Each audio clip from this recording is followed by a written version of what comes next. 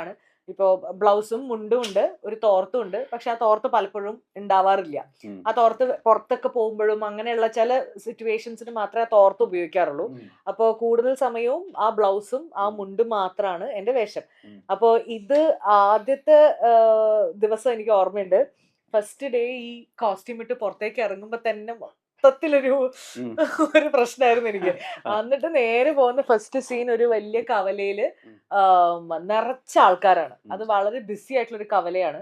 അവിടെ കുറെ കച്ചവടക്കാരുണ്ട്, കുറെ അത് വാങ്ങാൻ വരുന്ന ആൾക്കാരുണ്ട്. ഇതിനിടയിൽ നമ്മുടെ ഇറച്ചിക്കടയുണ്ട്. ആ ഇറച്ചിക്കടയിലാണെങ്കിൽ ഞാനും ഹണിയുമാണുള്ളത്. അവിടെ അന്ന് തിങ്ങി നിറഞ്ഞ ആൾക്കാരാണ് ആ കടയിൽ അന്ന് ഇറച്ചി വാങ്ങാൻ വേണ്ടി വരുന്നത്. അങ്ങനത്തെ ഒരു സീനാണ് എടുക്കുന്നത്. അപ്പൊ എനിക്ക് ഭയങ്കര ഒരു ഇൻഹിബിഷൻ ആയിരുന്നു കേട്ടോ. ഞാനിങ്ങനെ അയ്യോ ഞാനിപ്പോ എന്താ ചെയ്യാ, ഓടാനും പറ്റില്ല. കാരണം എനിക്കൊന്നും പറയാൻ പറ്റില്ല. എന്റെ ഓൾറെഡി ഇതാണ് കോസ്റ്റ്യൂം എന്ന് അറിഞ്ഞിട്ട് തന്നെയാണ് ട്രയൽ കഴിഞ്ഞിട്ടാണ് ഞാൻ വരുന്നത്.